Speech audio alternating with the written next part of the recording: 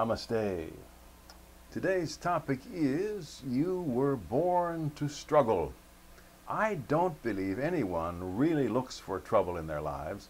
No one goes out trying to have more trouble come into their life. Trouble will find you whether you live your life in the open or hide away. In other words, you cannot live without some sort of struggle becoming necessary within your life.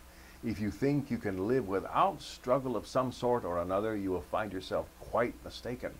Struggle is so pervasive in our human world that the very basis of all stories and novels, movies, etc. is based on characters struggling against each other or against some other force or entity outside of themselves. Indeed, such characters may have their greatest struggles within themselves, as the stories they inhabit show. Dina politely knocked on my office door. I was just readying myself and my office for a lunch break when I opened that door, and there she was with tears streaming down her cheeks. Needless to say, I ushered her into the office and a waiting chair in front of my desk.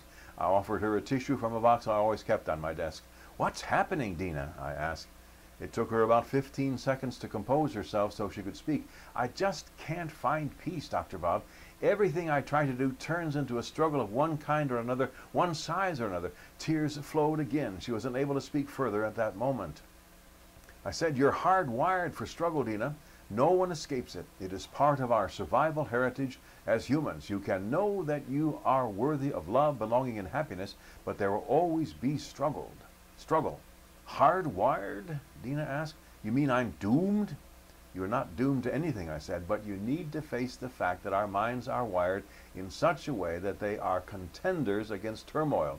It was a struggle to survive in our earliest days as humans. It continues to be a struggle almost every day of our lives in the present age.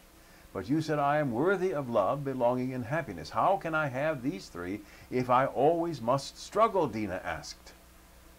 "You do not find peace in the absence of trouble. You develop peace, love, belonging, happiness in spite of the hassles of life.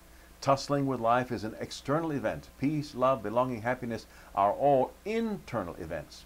You develop some mind strength through things like exercise and meditation, and you place your spiritual life in the results of those activities away from outside influences of turmoil and life situation pain," I said.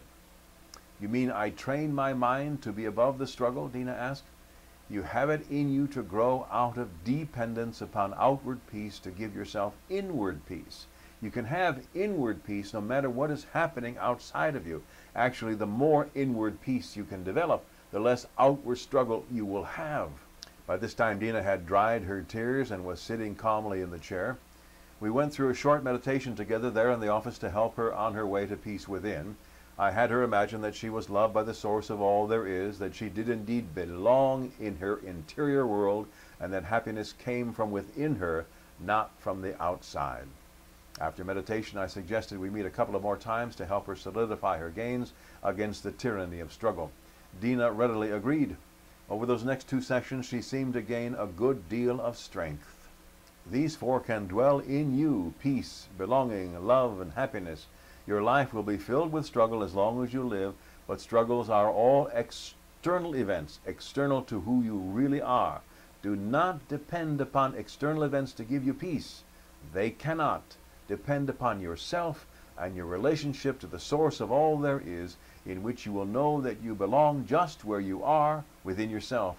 You will know that you are loved just as you are right now. Get to recognizing that you are hardwired for struggle, because that is a survival mechanism, but also get to recognizing that you can have peace. May you and all sentient beings know happiness and the root of happiness. Namaste.